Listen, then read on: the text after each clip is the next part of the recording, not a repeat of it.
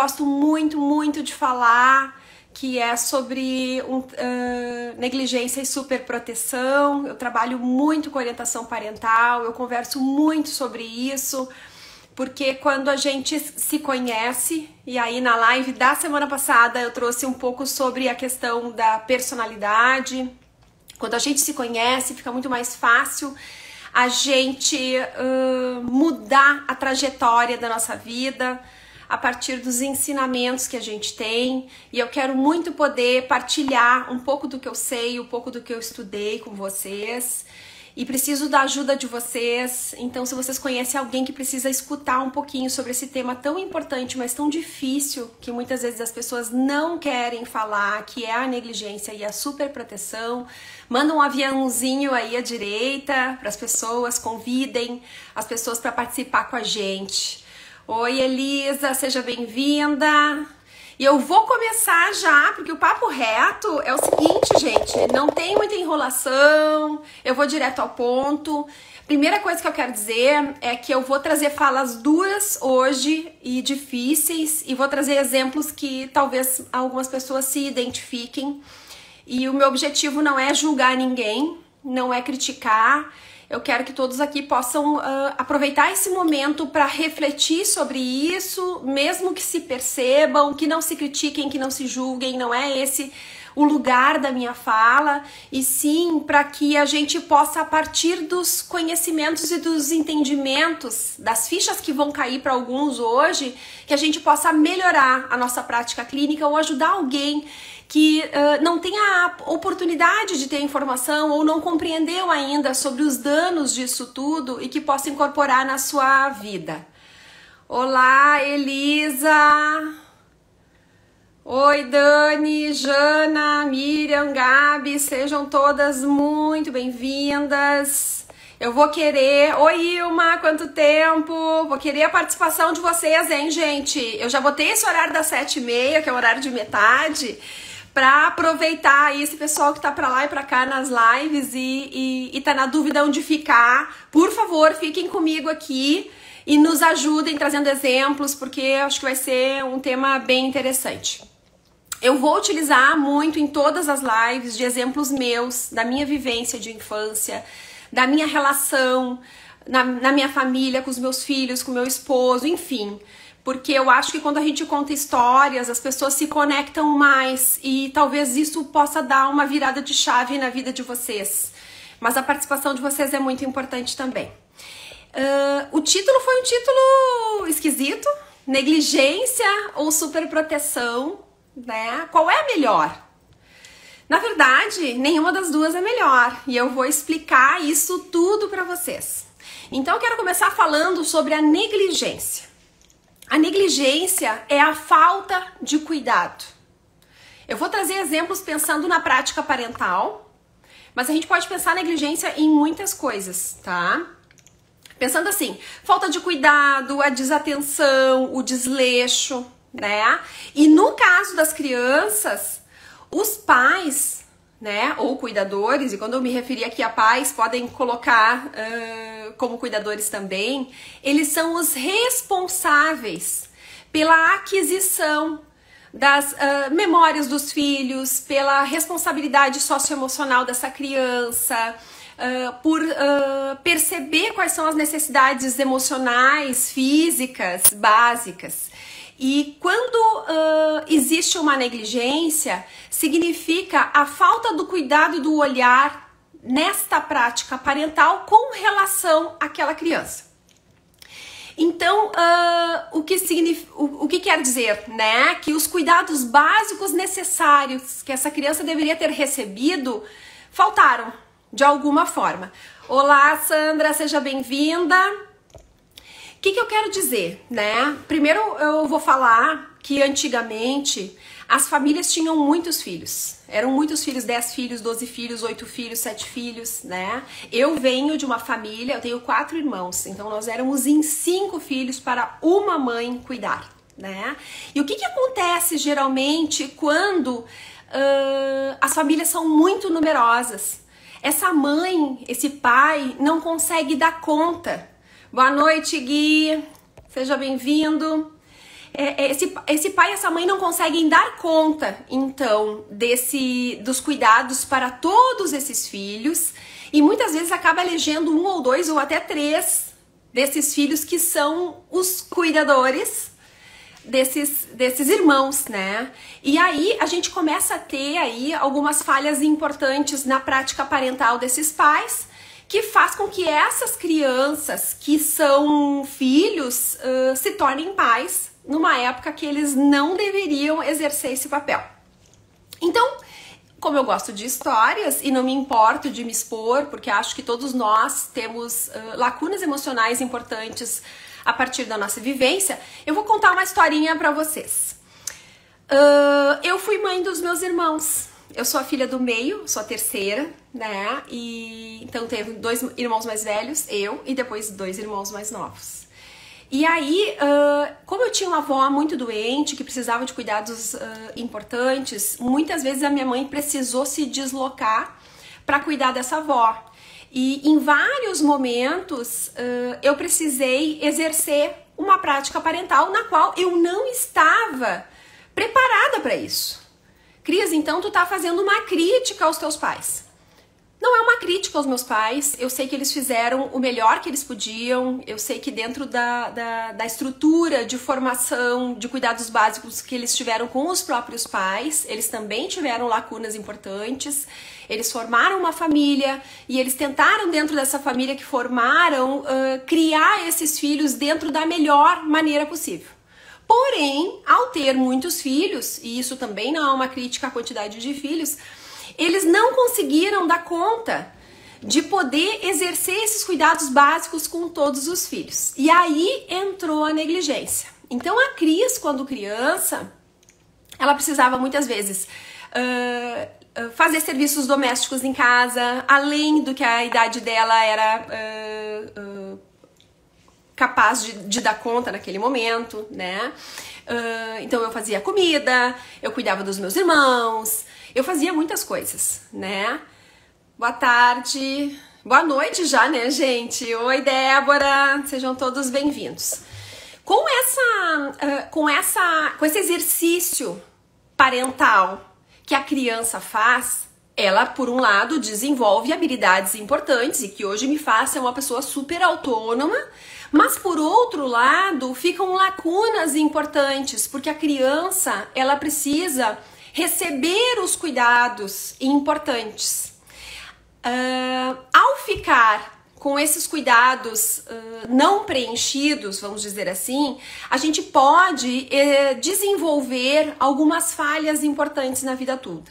Isso não quer dizer que todas as crianças que foram negligenciadas, vou botar entre aspas, né? Porque a sensação, o ato dos pais muitas vezes não suprirem as necessidades emocionais básicas dos filhos, não é uma conta matemática onde a criança vai certamente ter danos, né? Tem danos e tem danos. Tem danos mais pesados e que vão levar esse adulto a desenvolver um transtorno psiquiátrico e outros não. Mas aí, como eu disse que eu queria contar uma história, eu contei ali só um pedacinho pra vocês, eu vou trazer um fato, que eu acho que tem um link importante com eu me tornar psicóloga e eu trabalhar na área de saúde, que foi quando eu tinha 12 anos de idade. Eu me lembro que os meus pais fizeram uma festa de aniversário para os meus 2 irmãos. Eu tinha 12 anos de idade, eu tinha um irmão com 9 anos e um irmão com 6 anos. E eles faziam aniversário ali muito próximos um do outro. Foi feita uma festa, dentro das possibilidades dele, assim, uma festa muito grande, que eles nunca tinham tido. Eles ficaram muito emocionados, foi muito legal. E no dia seguinte, bem cedo, a minha mãe saiu para viajar, para cuidar dessa avó que morava numa outra cidade. Ela ia dormir fora e ia ficar lá. E eu fiquei responsável por esses 2 irmãos. Quando o meu irmão de 9 anos acordou, eu olhei para ele e a pupila do olho, um dos olhos, uma pupila era bem pequenininha, uma cabecinha de alfinete, mal dava para enxergar, e do outro olho a pupila era enorme. Naquela época, nós não tínhamos plano de saúde, nós não tínhamos condição financeira de se pagar nada particular, não existia nem telefone, não tinha telefone em casa, não tinha nem como me comunicar com os meus pais. O meu pai trabalhava fora numa cidade distante e a minha mãe estava viajando. Então eu olhei aquilo e falei, não te preocupa que a mana vai resolver. Peguei o meu irmão de 9 anos, avisei o outro irmão para cuidar, o irmão mais velho, para cuidar do irmão pequeno, e disse, eu vou lá no posto de saúde e eu vou levar ele para fazer uma consulta. Chegando na consulta com a pediatra do posto de saúde, ela disse, não, eu nunca vi uma coisa dessas, tu vai ter que hospitalizar o teu irmão. E eu pensei, meu Deus do céu, mas eu tenho 12 anos de idade, como é que eu vou fazer? Né? E logo eu me lembrei, nós tínhamos na nossa casa uma caixinha que era onde os meus pais colocavam dinheiro, né? O dinheiro para as contas da casa, para o armazém, enfim, para as necessidades básicas. E eu fui naquela caixa, peguei um dinheiro para passagem de ônibus e peguei o meu irmão, botei no ônibus e levei até o hospital. O que mais me marcou de tudo isso foi quando eu levei o meu irmão para o hospital com 12 anos de idade e ele com 9. E ao chegar lá, no hospital, eles disseram que ele ia ter que ser internado. E isso foi muito chocante pra mim, porque eu ia ter que deixar ele lá. Eles não me permitiram ficar muito tempo. Boa noite, sejam todos bem-vindos. Eles não me permitiram, eu, uma criança de 12 anos de idade, levando o meu irmão de 9 anos de idade para ser internado, e eu me lembro de olhar para ele, passar a mão no rosto dele e dizer, mano, fica tranquilo, eu vou lá, eu vou buscar um bichinho de pelúcia para ti. E elas disseram, não, tu não pode ficar aqui, tu não pode ficar aqui. E aí eu me lembrei que eu tinha uma tia que morava na mesma cidade, mas que tinha que pegar uns 2 ônibus para chegar lá. Eu nunca tinha ido sozinha lá. E aí eu me lembro que eu peguei um ônibus do hospital, fui até o centro, esperei aquele ônibus e peguei o ônibus para ir para casa dela. E no fim o ônibus era um ônibus que ia para lá, mas fazia uma rota diferente. Quando eu vi aquele ônibus fazendo uma rota diferente, eu me desesperei. Achei que eu estava indo para o lugar errado, desci do ônibus, caminhei novamente até outro local para pegar um outro ônibus para chegar lá. Até então eu estava muito forte, muito firme, muito precisa. Eu tenho que chegar na casa da minha tia para pegar, avisar ela, porque eu considerava aquele hospital onde eu tinha deixado meu irmão um hospital que não era bom. E eu queria muito que ele fosse para um hospital da capital. Para quem não sabe, eu moro na cidade de Canoas e tinha um hospital que era melhor na cidade de Porto Alegre. Então eu sabia que se eu chegasse até a casa da minha tia, eu ia conseguir receber esse apoio necessário. Fui forte e firme até chegar lá, e quando eu chego no pátio da minha tia e ela olha pra mim, ela diz, o que foi, meu amor? O que aconteceu? Cheguei sozinha lá. Naquela hora eu desabei e a Cris criança apareceu, né? Ela me abraçou, me beijou e eu só gaguejava e eu só fazia gestos e eu não conseguia dizer direito o que estava acontecendo. E depois disso, em seguida, eu disse, nós temos que tirar ele daquele hospital. Eu estava muito engajada, né, que ele pudesse ter o melhor cuidado básico, porque eu não me sentia acolhida quando eu deixei meu irmão no hospital. A enfermeira que atendeu, ela disse, não, tu não pode ficar aqui, tu não pode ficar aqui. E eu pensei, não, eu vou ficar aqui com ele. E não podia, não era hora de visita. Mas eu tinha 12 anos de idade e eu estava preocupada com o emocional do meu irmão. Resumindo para vocês, deu a casualidade daquele mesmo dia, que não era pra ser, a minha tia voltou, uma outra tia, né, passou por lá pra dar um beijo nessa outra tia e disse assim, ué, o que você tá fazendo aí? Daí contaram do hospital, bota no carro, fomos pra casa, pegamos a minha mãe, e aí eu fiquei em casa e a minha mãe foi com as minhas outras tias pro hospital pra tentar tirar meu irmão de lá e levar para outro hospital, enfim. Resumo da ópera. Eles nunca tinham tido um aniversário tão legal e o fato daquela festa ter sido tão maravilhosa deixou eles tão impactados emocionalmente que um deles, então, teve essa dilatação e essa restrição de pupila, ficou no hospital aí uns 5 dias em observação, não apareceu mais nada além disso e acabou saindo. O impacto dessa questão foram 2 coisas. Foi duro e difícil deixar meu irmão no hospital, eu não tinha que estar lá, isso não deveria ser uma coisa que uma criança de 12 anos tinha que fazer. E por um outro lado, eu fiquei por mais de ano recebendo elogio sobre meu senso de competência em conseguir dar conta sobre isso. Por que eu tô trazendo isso? Porque o intuito de fazer essa live hoje não é o de criticar os nossos pais, mas da gente tentar compreender que apesar de, às vezes, a gente não receber os cuidados básicos emocionais da maneira que a gente precisaria, a gente pode fazer do limão uma limonada. Vai sair uma live sobre isso, tá? Mais adiante, mas essa é uma prática que eu tenho, que eu levo muito pra minha vida até hoje, transformar, ressignificar aquilo que nos acontece e que a gente muitas vezes não compreende no momento que a gente está vivendo, hoje na vida adulta, olhando o que a gente consegue tirar de bom, mesmo dentro das coisas que nem sempre são tão boas também.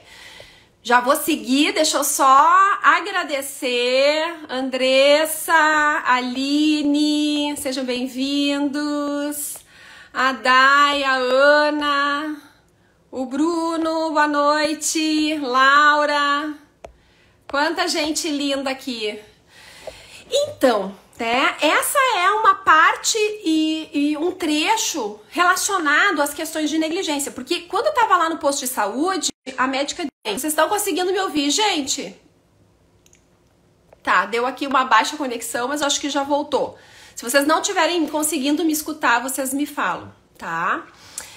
Então, o que acontece? A mulher do posto, a médica, ela me disse, obrigada, Dai, ela me disse o seguinte, cadê a tua mãe? Eu falei, minha mãe tá viajando. E o teu pai? O meu pai tá trabalhando, ele não pode ser incomodado. Por quê? Tinha uma regra na nossa casa. O nosso pai não podia ser incomodado porque ele era o provedor financeiro. Então, logo eu tentei startar de que forma eu ia resolver essa questão. Enfim, deu tudo certo e acho que hoje trabalho com saúde mental também pela vivência que eu tive, que é um trecho aí de tantas outras coisas que aconteceram na minha vida. Mas por que eu tô trazendo isso pra vocês? Porque nem sempre a pessoa consegue fazer do limão uma limonada.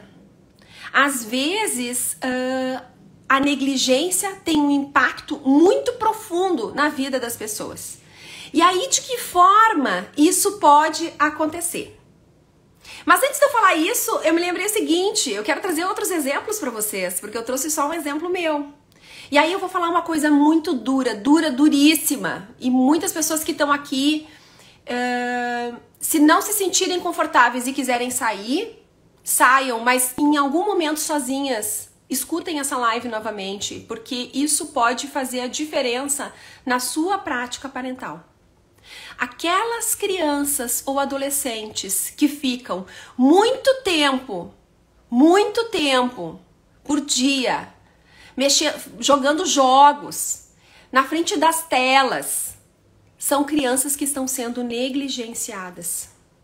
É responsabilidade dos pais dar o suporte necessário para a criança, saber a hora que a criança precisa se alimentar, ensinar para essa criança a autodisciplina, que a criança possa saber estudar sozinha, se organizar sozinha, mas não deixá-la abandonada, a ponto dela não receber os cuidados emocionais básicos.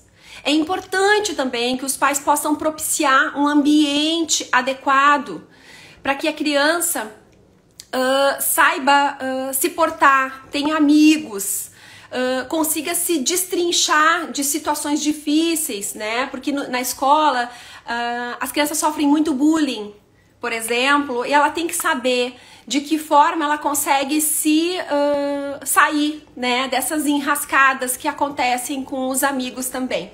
Então é papel dos pais, dos cuidadores, das pessoas que estão lá, desenvolver um local adequado.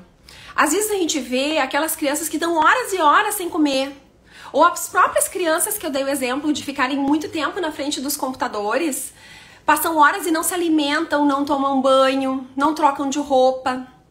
A gente vê muito quando alguém tá deprimido, que o cabelo tá sujo, a pessoa não tem cuidados básicos, e aí isso vai interferir lá na frente na autoestima, tá?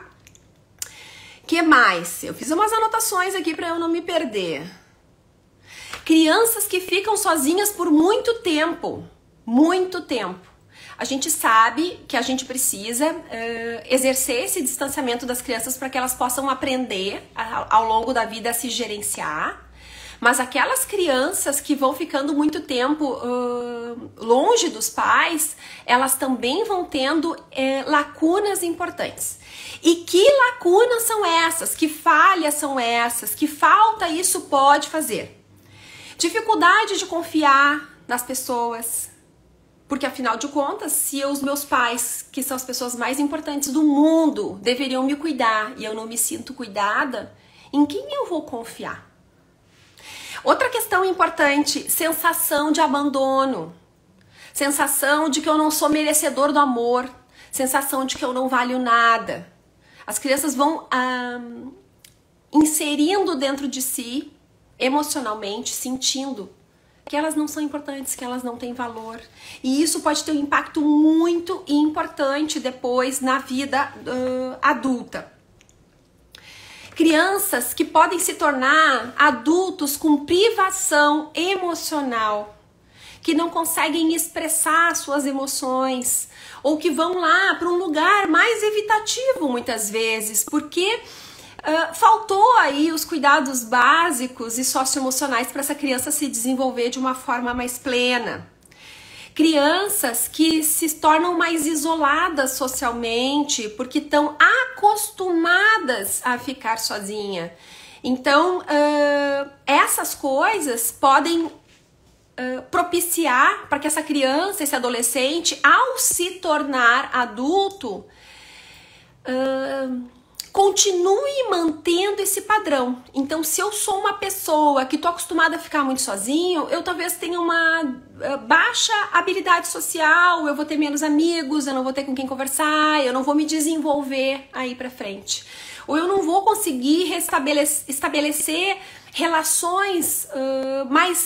relacionamentos íntimos mais duradouros, porque afinal de contas eu não tive essa base de infância importante de receber dos meus pais, esse afeto, esse cuidado, esse olhar, né, de que essa criança é importante para mim.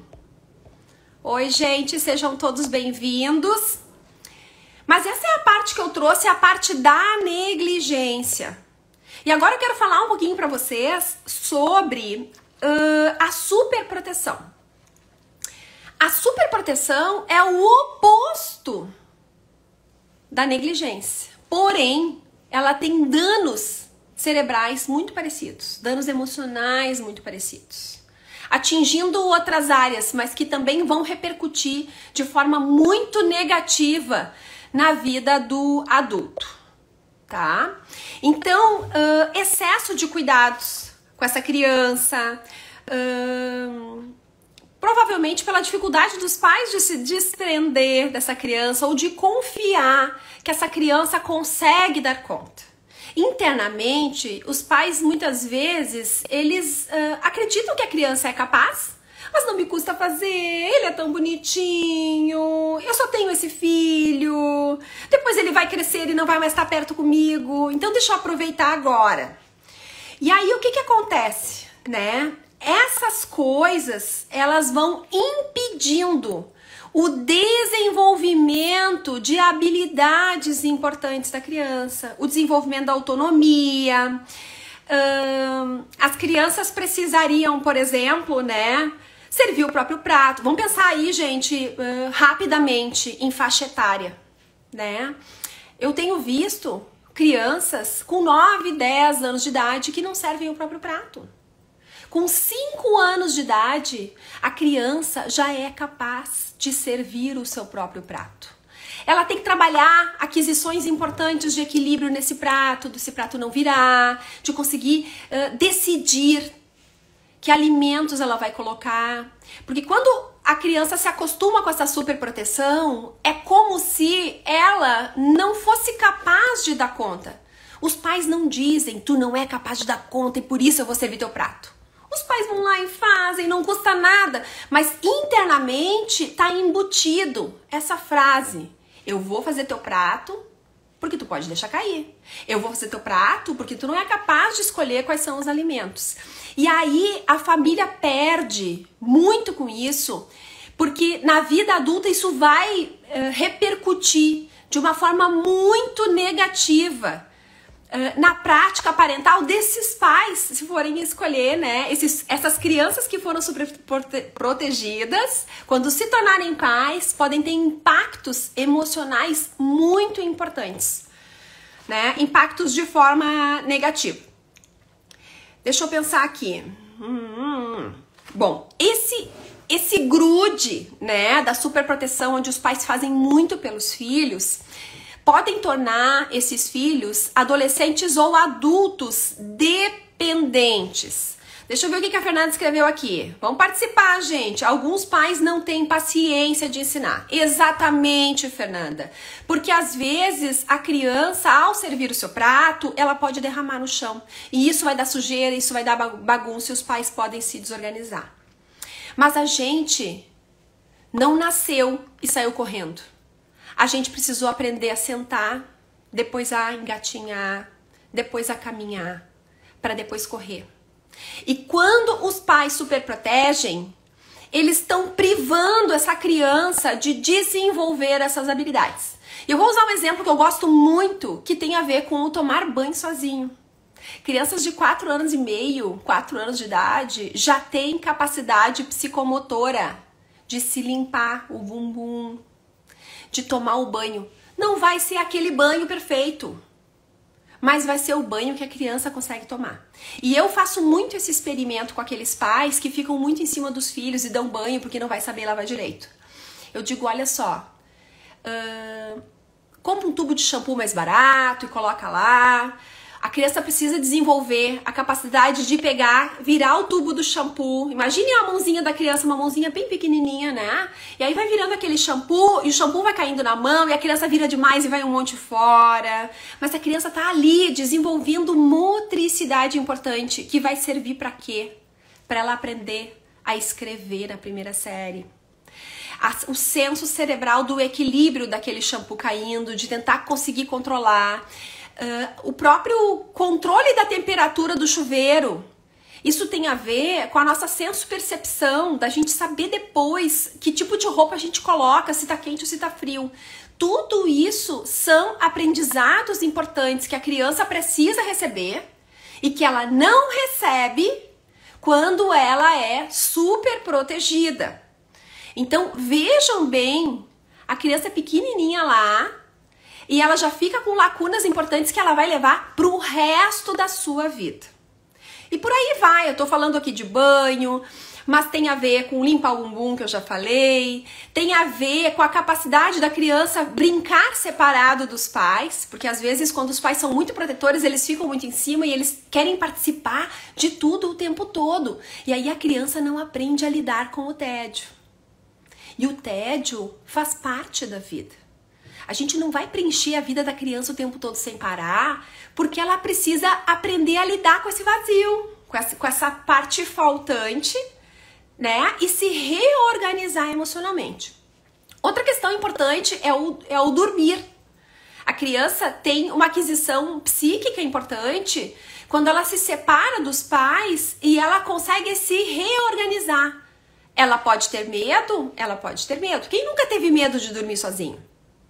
Muitas crianças têm, muitos adultos relatam, quando eu era pequena eu tinha medo de monstro, quando eu era pequena eu tinha medo de fantasma, e por aí vai. Mas a criança tá lá, e se ela tem esse preenchimento do eu consigo dar conta, quando ela tá sozinha e vem esse medo, ela diz, não, mas eu consigo. Agora, quando a criança é super protegida, vai tendo uma sequência de movimentos que os pais fazem que tá uma leitura subliminar, um discurso embutido de que a criança não é capaz. E isso pode gerar transtornos de ansiedade, até na infância, mas em muitos adolescentes ou até na vida adulta. Então, olha que bacana que é a gente poder olhar lá para trás. Os pais que super protegem os seus filhos, eles não estão com o intuito de prejudicar os filhos. Eles não querem o mal dos filhos. E não é sobre a gente criticar a prática parental deles, mas da gente poder olhar para isso e modificar para frente. Por quê? Porque aquelas crianças que são super protegidas, elas acabam com esse entendimento de incapacidade. Aí que tipo de falhas a gente vai ter, né? Sentimento de fracasso. Então, muitas vezes na vida adulta eu tenho que fazer coisas e eu começo, eu dou o arranque, mas eu não persevero, porque eu acho que não tá bom, porque eu acho que as pessoas não vão gostar, porque eu não tenho alguém que tá ali aplaudindo sobre as minhas coisas, porque antes eu tinha a mãe ou o pai ali, né, o tempo todo, dando esse suporte. A gente pode ter pessoas que vão desenvolver aí um transtorno de personalidade dependente, por exemplo.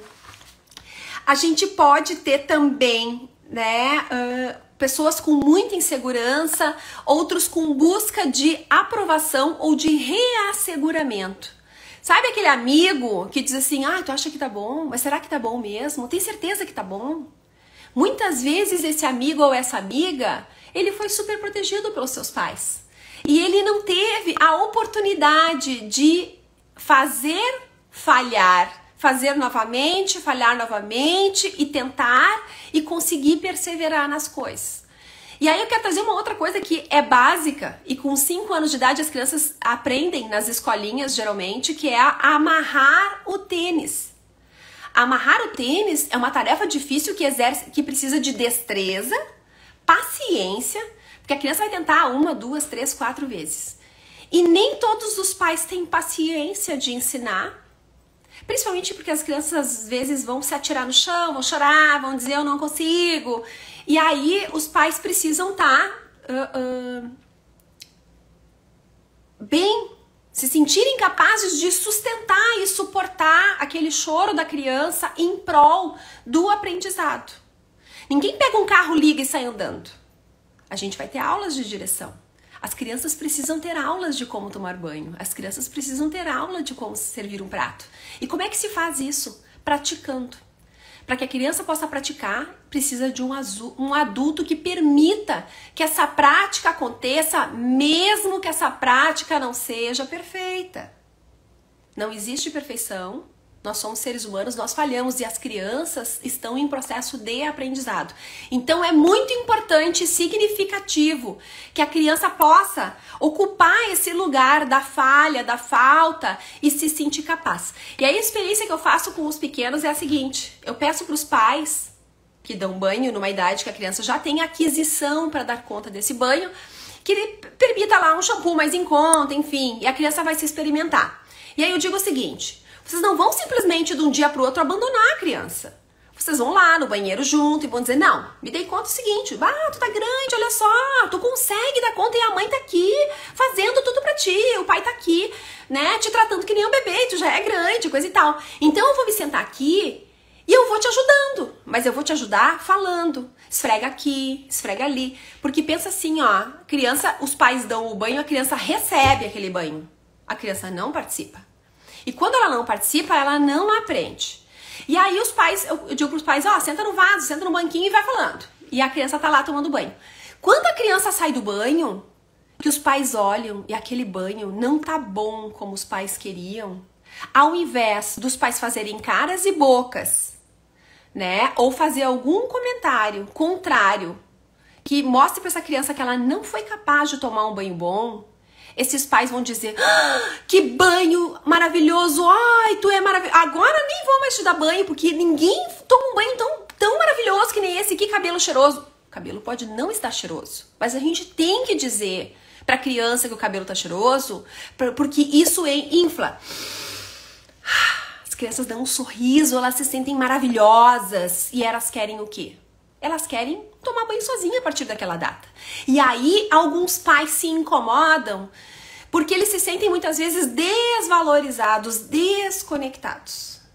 Mas existe um ditado que se usa, que a gente e que eu gosto muito de replicar, que é: nós criamos os filhos para o mundo, não pra gente. A gente quer que os nossos filhos, os nossos sobrinhos, sejam pessoas que possam gerenciar a sua própria vida e não precisar de ninguém para dar conta disso, tá? Outra questão importante. Muitas pessoas, né? Eu falei sobre transtorno de personalidade dependente, mas tem muitas pessoas que não têm um transtorno de personalidade, mas elas se tornam pessoas dependentes. E aí elas vão buscar um parceiro ou uma parceira que vá suprir essa necessidade emocional que não foi atendida na sua infância. Agora vejam a importância e o impacto que a superproteção pode ter na vida de uma criança. E aí esse adulto se torna pai ou se torna mãe, e quando ele vai exercer a sua prática parental, ele tende a repetir o modelo ou deixar que o cônjuge estabeleça esse lugar, porque ele não se sente capaz de gerenciar. E muitas pessoas optam por não ter filhos porque não se sentem capazes também de ter, ou poderiam ser pessoas para chefiar equipes, para liderar outras pessoas e não conseguem porque ainda estão com esse senso de incapacidade interno carregando dentro deles uma vida inteira. Com esses pacientes adultos, eu tenho que voltar lá atrás e fazer essa caminhada para ele entender: tu era capaz. Tu acreditou que tu não era capaz porque tu foi ensinado dessa maneira, mas isso foi uma falha que os teus pais tiveram contigo. Não é sobre criticar esses pais, mas para compreender que a criança ocupou aquele lugar porque foi o que foi permitido ocupar naquele momento. Mas hoje, no mundo adulto, a gente pode mudar a trajetória. E aí, pequenas tarefas são colocadas para possibilitar que esse adulto, que sempre foi tratado como criança, possa se sentir pleno e capaz de dar conta dessas atividades que antigamente ele não era. Deixa eu ver aqui que eu acho que alguém comentou alguma coisa. Fernanda, faço isso com meu sobrinho, supervisiono o banho dele. Muito bem, Fernanda, isso é muito bom. As crianças, não só as crianças, né, gente, vamos falar aqui. Nós amamos um elogio. Nós amamos um elogio, nós amamos um olhar, um cuidado, um carinho. E quando a criança faz alguma coisa que ela acerta, a gente diz: meu Deus, que maravilha, que coisa maravilhosa. Ai, a gente quer escutar mais, a criança quer escutar mais.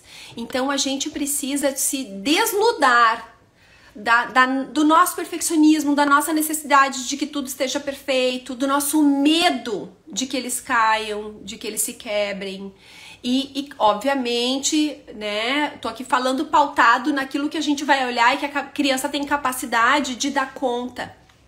Uma outra coisa que acontece, os adolescentes principalmente. Muitos adolescentes hoje em dia não pegam ônibus, porque os pais têm medo que eles sejam assaltados, que os pais têm medo de que algo aconteça. E eu compreendo tudo isso. Por outro lado, quando é que esse adolescente vai adquirir capacidade de se autogerenciar, né? E aí tem uma coisa que eu faço aqui em casa e que eu gosto muito, que foi um amigo nosso que falou e que a gente, em cima do modelo dele, né, a gente reproduziu e foi muito legal, foi a inserção da responsabilidade financeira desde o início da adolescência, né? Eles eram pequenos, eles tinham lá a mesada deles, eles juntavam um dinheirinho, e aí quando a gente é criança, a gente não junta tanto dinheiro, porque a gente tende a ser mais primitivo, né? Mais impulsivo e gastar tudo. Mas é importante um adolescente, por exemplo, ter uma conta aberta e aprender a gerenciar o seu dinheiro, porque isso eu acho que deveria ser reproduzido nas escolas. Tinha que ter uma disciplina de educação financeira, porque a gente vê muitos adultos falidos, muitos adultos impulsivos gastando demais, com dificuldade de controle sobre o seu gerenciamento financeiro. Alguns foi para aquele lugar que eram negligenciados e não tiveram esse aprendizado, porque ficavam soltos e faltou aí essa aquisição sobre a autodisciplina e sobre o gerenciamento, né? Porque são os pais que precisam organizar esse ambiente. Para outros que foram super protegidos, não se sentem capazes de ocupar esse lugar, porque afinal de contas sempre foi dado tudo na mão. E no mundo do adulto, a gente precisa cair os tombos, a gente precisa passar pelas coisas. Mas não precisaria cair tantos tombos assim, se desde a nossa infância a gente caísse pequenos tombos e aprendesse com os nossos tombos, com os nossos erros.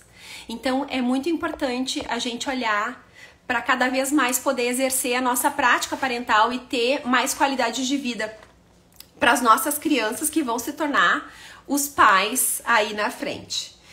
Uma outra coisa que eu acho que é importante a gente pensar na prática dos adultos, né? E aqui falando com os pais, com os cuidadores, é que eles precisam criar os filhos pro mundo, né? E para que eles possam saber escolher como eles querem que seja a família deles. E a maioria dos pais, eles não estão abertos para escutar essa criança, escutar esse adolescente, né, de uma forma genuína, plena, sem se sentir criticado quando os filhos vão dizer algo para eles, né? E como é que a gente vai melhorar, enquanto pais, a nossa prática parental se a gente não tiver aberto para escutar? E aí eu quero contar uma outra história rápida para vocês, que é minha, né? Eu digo o seguinte, a minha filha já me autorizou, eu posso trazer várias coisas dela, eu posso contar aqui, eu estou autorizada aqui em casa, né, para dividir com vocês, porque a gente tem muitos papos abertos, que nem sempre são papos legais, às vezes são papos doídos, mas que faz parte da família de todas as pessoas que estão em casa e que a gente precisa exercitar cada vez mais. Teve um dia que eu tava com privação de sono, eu tava com problema gástrico, eu fiquei 1 mês e meio dormindo muito mal, e tinha um dia que eu estava muito irritada, sem paciência, muito irritada. E eu cheguei em casa, e porque a gente tem esses papos, eu disse, eu estou muito irritada, eu tô grosseira hoje, então eu já vou pedir desculpas desde agora, porque eu tô muito grosseira e eu posso ser rude com vocês. E aí eu tava fazendo a refeição, e em seguida, a minha filha falou alguma coisa e eu fui dura. Disse uma coisa horrorosa, nem me lembro agora o que. E a minha filha olhou pra mim e disse, mãe, eu quero te dizer uma coisa. E eu me virei e falei, fala, filha. Ela disse, o fato de tu ter dito pra mim que tu tá com privação de sono e que por isso tu tá grosseira e já pedir desculpas antecipadamente não te dá o direito de continuar sendo grosseira comigo. Foi assim um tapa na cara que eu levei. E um tapa bem dado. Porque é verdade. Não é porque eu me desculpei de antemão que eu preciso, que isso me dá o direito de seguir sendo grossa. Do tipo, eu tô grossa hoje porque eu não tô dormindo, então vocês me aguentem. As pessoas não têm que nos aguentar. E a gente, enquanto pais, tem que ter a capacidade de deixar esse canal de comunicação aberto. Para que os filhos possam, assim como a minha filha trouxe, naturalmente falar sobre algo que dói pra gente ouvir, que é a minha irritação diz respeito a mim, eu não tenho que descontar em ninguém. E muitas vezes os pais perdem janelas de oportunidades enormes por se sentirem criticados por algo que os filhos estão falando. O que os filhos estão trazendo minha linda, minha filhota tá aqui na live, é isso. Eu sou muito grata à filha que eu tenho, eu aprendo todos os dias com ela. A Vitória foi um presente na minha vida, eu tenho 2 filhos, os 2 são presentes na minha vida. Mas a gente tem muitos papos, eu e a Vitória me diz, assim como eu sou papo reto, por isso a live é papo reto, gente. Porque a gente não precisa fazer rodeios para falar sobre a nossa dor. O fato de eu não me dar conta e eu ter a oportunidade da minha filha me sinalizar que eu tava agindo ali como uma criança, como quem diz, eu tô aqui com birra, agora aguentem, que eu não tô bem. Mas eu não sou criança, eu sou adulta hoje. E eu preciso encontrar ferramentas internas dentro de mim para me autorregular e para poder ficar bem e me comportar como um adulto saudável. E, obviamente, eu tava com problema de saúde, mas isso não me dá o direito de ser grosseira com as pessoas. As pessoas não merecem isso. E na prática parental, a gente costuma ter esse modelo. Me estressei durante o dia no trabalho, tô irritado, tô chateado, cheguei em casa, o filho quer um carinho, quer um colo, quer uma atenção. Tu não vê que eu tô cansado? Trabalhei o dia inteiro. Então, essa fala toda que eu trago sobre a negligência, sobre a superproteção, é para que a gente possa olhar para isso como uma oportunidade de mudar daqui para frente, de hoje em diante, e a gente não replicar mais nas pessoas que são tão importantes para nós e que convivem com a gente, porque esses danos muitas vezes para algumas pessoas podem ser irreversíveis, tá? Tem pais que tem muita dificuldade de escutar uma crítica que os filhos vão trazer, porque eles sentem muitas vezes que eles são tão melhores como pais, que quando os filhos trazem é como se eles estivessem dizendo, viu, ó, tu tá errando que nem teus pais erraram contigo. Mas não é sobre isso. É sobre deixar esse canal de comunicação aberto para que o filho possa ter a leveza de trazer o seu descontentamento. E a partir desse descontentamento, trocar uma comunicação para entender. Filho, mas por que tu tá te sentindo assim? O que foi que a mãe fez? O que eu posso fazer? De que forma tu pode se sentir mais acolhido por mim? Porque a gente muitas vezes não se dá conta porque a gente tem tantas outras demandas financeiras, de trabalho, que a gente se perde. E isso é o que mais acontece, né? Infelizmente. Nós somos seres humanos, nós somos falhos, nós temos dor, nós temos cansaço, nós ficamos vulneráveis. Às vezes é difícil, chega em casa cansado do trabalho, tem que fazer comida, né? Tem que atender os filhos. A gente gostaria que alguém pudesse fazer essa função para nós, mas tá ali, né? O filho é nosso, é a gente que tem que dar conta. Então a gente precisa buscar recursos importantes para se autoacalmar. E estando calmos, mais regulados, a gente consegue exercer uma prática parental mais efetiva. Né? Verdade, daí a gente não sabe regular as nossas emoções. Eu vou trazer uma live mais adiante. Eu quis começar as lives do que eu acho que é o princípio, né? Falando sobre personalidade, trazendo essa questão da negligência e da superproteção, para que a gente possa aos pouquinhos ir juntando todo esse grande quebra-cabeça e poder replicar isso para outras pessoas também, mas na nossa prática parental. Se a gente não tem um filho, a gente tem um sobrinho. E se às vezes o nosso irmão, a nossa irmã, um parente, um amigo não tá se dando conta e tá super protegendo ou tá negligenciando, que a gente possa encontrar uma forma, com jeitinho, de ir falando sobre isso para que esse adulto possa se modificar. Porque isso pode significar que aquele adolescente ou adulto não vai ter um transtorno psiquiátrico. Vai desenvolver habilidades importantes dentro daquilo que não recebeu. Ai, saudade também, lindona. Então, cortar o ciclo doentio no qual muitas vezes a gente foi criado é nosso papel. Não é porque eu recebi as coisas desta forma que eu preciso replicar.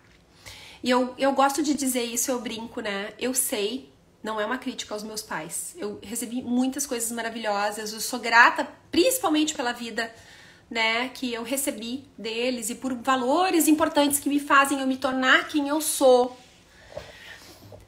Mas não é porque eles falharam comigo em coisas que eu considero que são importantes que eu vou dar seguimento nisso. Eu posso cortar esse ciclo e essa é minha responsabilidade. Então eu sei. Com toda segurança, eu vou dizer pra vocês, eu sei que eu sou uma mãe muito melhor do que os pais que eu tive, né? Eu pude estudar mais, aprender mais, exercer esse lugar do cuidado e do carinho de poder olhar e me comunicar melhor com os meus filhos, né? E aí não é sobre criticar eles, mas é sobre entender que eles falharam comigo. Então eu sei que eu sou uma mãe melhor do que eles. Mas eu também sei que a minha filha e o meu filho vão ser pais muito melhores do que eu. E isso é o que eu mais desejo. Eu não quero como mãe estar num pedestal e que digo, minha mãe foi a melhor do mundo. Não existe isso, gente. Não existe isso. Nós somos aquilo que a gente consegue ser, a gente pode se melhorar cada vez mais, mas o meu grande desejo é que os meus filhos sejam melhores, e eles serão com certeza melhores do que eu se eles resolverem ter filhos, né? E que eles vão poder ter esse canal de comunicação aberto com os filhos deles, para que os filhos deles possam ser pais melhores ainda. Porque hoje em dia a gente tem muito mais acesso à informação, e esse acesso à informação, se a gente tiver com os ouvidos abertos para escutar e não ficar magoado com aquilo que está dizendo. E o meu intuito da live de hoje, apesar de coisas duras, tem a ver com trazer possibilidades para a gente virar a chave e mudar a nossa prática parental, né? E isso só vai acontecer se a gente reconhecer quais são as nossas falhas, em que momentos a gente erra, mesmo querendo acertar, e de que forma a gente pode fazer. E uma coisa que eu gosto muito e que eu trabalho muito quando trabalho com orientação parental é propiciar que as famílias façam reunião familiar e que se possa criar esse ambiente de comunicação.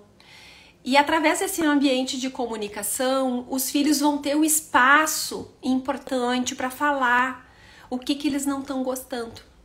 Não significa que eles estejam 100% certos, mas o fato deles terem um local adequado para falar sobre isso dá a oportunidade dos pais dizerem: olha, eu não tinha pensado sobre esse ângulo, ou filho, filha, eu não consigo fazer dessa forma, me ajuda, me dá uma dica, me diz uma letra, enfim. Essa prática parental tá misturada ali, né, com essa comunicação. A Miriam tá falando coisas que são importantes para o nosso desenvolvimento. Exatamente. São muito importantes para o nosso desenvolvimento como ser humano. Como ser humano. Porque se eu tenho uma amizade e eu não tô aberta a escutar o que o meu amigo pensa de mim, o que eu tô fazendo com essa amizade? De que forma existe esse relacionamento? Entende? Às vezes o meu amigo vai me dizer algo que eu não concordo. E aí, se eu tenho um grau de comunicação importante nessa relação, eu vou dizer: olha, essa parte eu concordo, essa não, eu imagino que eu me esforço, etc e tal. E aí eles vão estabelecer aí dentro da relação os limites importantes. Filhos e pais também precisam ter limites importantes para não se atrapalhar, para que as coisas possam fluir de uma forma mais efetiva, né, nos relacionamentos familiares. E aí a gente encontra muitos adultos com muitas mágoas dos seus pais. Mágoas que levam pro caixão, muitas vezes, porque não teve aquele ambiente para se comunicar, porque quando se comunica tem sempre muita briga, muito grito, muita coisa. E a gente precisa também buscar recursos emocionais importantes e informação. Eu sei que os meus pais, eles não tiveram tanta informação assim como eu. Então eu não posso esperar que eles deveriam ter uma prática parental como a minha, por não ter o acesso à informação. O mundo evoluiu muito, a gente tem leis hoje em dia, tem muitas coisas, né? E aí eu faço uma piadinha ruim, né, que eu vou falar, mas que antigamente, se existisse conselho tutelar antigamente, quantos pais teriam sido pegos? Quantas crianças poderiam ter sido retiradas dos seus lares por conta disso, né? Então isso nos dá esse entendimento sobre olhar para esse lugar. A Miriam tá perguntando como restaurar essa lacuna. Eu acho que a primeira coisa, Miriam, que eu posso dizer, eu tô olhando pro horário aqui que eu não posso me estender, mas a primeira coisa que eu posso dizer é a seguinte: primeiro eu preciso enxergar quais são as falhas. Segunda coisa, eu acho que a gente precisa olhar dentro da gente, que com algumas ressalvas, obviamente, né? Mas a grande maioria dos pais, eles fizeram o melhor que eles conseguiam fazer, né? E quando a gente olha para isso, a gente consegue compreender algumas coisas. Porque senão a gente fica como filho num lugar de julgamento, de que os nossos pais deveriam ter acertado tudo conosco. E quem somos nós? Será que a gente acerta tudo o tempo todo? Será que a gente consegue ser efetivo o tempo todo na nossa prática parental, no nosso trabalho, nas nossas relações? Então, permitir e entender que existiu uma falha e que as falhas aconteçam, mas que é possível se comunicar e melhorar a relação, é ouro. Porém, nem todos os pais estão abertos para essa conversa. E a gente também precisa aceitar que os nossos pais são como eles são, mesmo que não sejam do jeito que a gente gostaria que eles fossem. Porque talvez a gente também não foi do jeito que eles gostariam que fossem. E eles tiveram que aprender a lidar conosco. E isso não é uma crítica a nós, porque a gente também fez aquilo que a gente conseguia fazer nesse momento. A Fernanda botou aqui: quando eu era criança não era ouvida. Hoje, na fase adulta, minha mãe ouve até os meus conselhos. Olha que bonito, né, Fernanda? Tu fez do limão uma limonada, né? Talvez tu precisou crescer e chegar na vida adulta para tua mãe entender que tu já era capaz desde pequena a dar conselhos para ela, né? Mas ela precisou fazer essa caminhada. E a caminhada, ela é muito pessoal, ela é muito particular. Tem pessoas que passam uma vida inteira e não estão abertas a ouvir. E não há nada que a gente possa fazer a respeito, a pessoa não está aberta para ouvir. E tem outras pessoas que ao longo da vida vão desenvolvendo a capacidade de falar sobre afeto, a capacidade de expressar as suas emoções, né? Através do carinho, né? Uma coisa mais sensorial, de abraçar, de beijar. Tem muitos pais que não ganhavam carinho e aí eles não deram carinho para os seus filhos porque eles nem sabiam como fazer, eles não tinham recebido. E aquela criança se sentiu abandonada. E não era sobre ela, era sobre a dificuldade dos pais em poder dar essa parte que eles tinham que estava faltante. Olha só que legal, as duas mudaram. Que bom, Fernanda, isso é o que a gente mais quer, né? E enquanto a gente está vivo, a gente tem possibilidade de mudança. A história não se encerra, a gente tem essa possibilidade. E quando a gente não tem a possibilidade, porque um dos nossos pais já morreram, por exemplo, e a gente gostaria de ter dito coisas importantes para eles, a gente pode escrever uma carta, né? Ou a gente pode conversar com a gente mesmo, como se a pessoa estivesse ali, para que a gente possa ter a oportunidade de fazer, entre aspas, um fechamento, porque muitas vezes a pessoa passa uma vida inteira sofrendo por essas questões mal resolvidas da infância e da adolescência, sem conseguir ter coragem de botar para fora e ser resolutivo. Às vezes, falar não vai adiantar porque nem todos os pais estão abertos para essa comunicação. Então, a gente vai escrever uma carta que a gente não vai entregar, a gente vai falar com a gente mesmo, a gente vai tentar ser pais melhores, a gente vai buscar recursos aí internos e importantes para tentar ser mais efetivo na nossa vida de adulto. Olá, Diara! Seja bem-vinda. Pena que já estamos terminando. Vai ficar salva essa live, deixa eu lembrar, 24 horas no Instagram, depois vai pro meu canal do YouTube. Vocês podem acessar o canal do YouTube pelo meu link da bio, tá? Cada semana vai ter uma sequência, né, de lives que a gente vai chegando aí, vida adulta, casal, vou falar vários temas. Mas na semana que vem eu vou falar sobre reconhecendo as nossas emoções. Eu quero falar um pouco sobre as emoções. Stephanie, saudade, uma amiga querida que eu fiz em Minas. Eu quero falar sobre as emoções na semana que vem, porque eu acho que a maioria dos adultos não reconhece as suas emoções. Então eu quero trazer isso, independente de infância e adolescência, para que a gente possa se melhorar como ser humano, porque muitas pessoas batem, gritam, brigam, porque não conseguem dizer eu tô com raiva. Eu vou trazer mais detalhamentos para vocês na semana que vem. Eu quero muito agradecer a oportunidade de ter vocês aqui comigo. Eu quero muito que vocês possam passar essa live para o maior número de pessoas. Eu quero atingir o mundo com essas informações. Se eu puder ajudar 1, 2, 3 pessoas, eu vou estar super grata, porque nem todo mundo tem acesso à informação e eu conto muito com a ajuda de vocês para isso. Vocês querem escrever aqui para mim rapidinho o que ficou para vocês da live? Que vocês, se caiu alguma ficha, se não caiu, enquanto a live não me derruba.